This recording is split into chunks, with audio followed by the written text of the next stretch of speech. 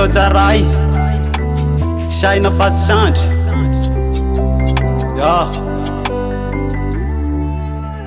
Salasalon kin teacher baf fa tsisy tsara no fahendrena fa ny life mandalo fekiry baf de nivetina ny bananteny nefa de mbola tsy tara sao anenenana rehefa nefara gang fanazany ary mba iano hiany ny anatsy ny fa mifony tsajany fa raha vao tsy nona mivadika oziny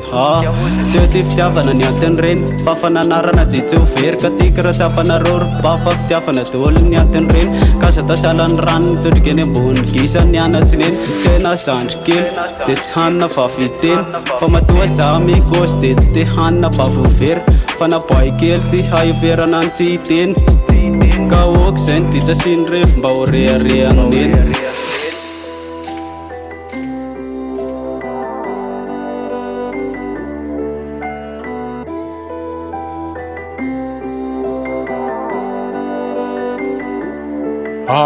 Bavy piry kozina rivoko fa life madalo karaha mbola misy mpananatra de araroty terre mbona io zany raha mba mitenta sodinina fanina ny anatry neny eno izy fa sodinina mitapy fa ny anatray mandreny tsy pako milatsy mavomafana raha vomavomafaty metesindrio tenenina sy ho anarina fa tiandrio tafarina maiza mitanina sy mitondra teny fa zany ny tena fahendrena asa vingavingaina ny ray mandreny raha mba miteny anao fa fitiavana anao daholo zany raha toa ka tsy fantanao nana baviko very de zay ny mahatonga ny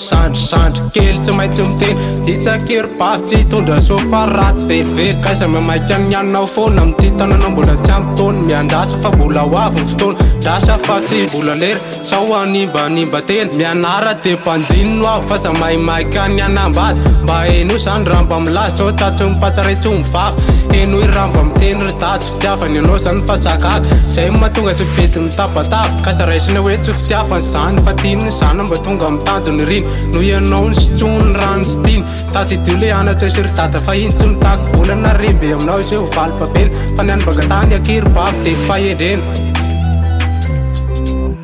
tsy mahavizy anay mananatra ty fa zay eky bafy le tena fity mananatra anao sa fa tsy mikafara de mba iano ihany ny afatsinay de mbola tsy tara sao anenenana rehefa nefara ka sy hodinina fanina ny anatsy dada sy mama Pierre Alex Pico Pewaleto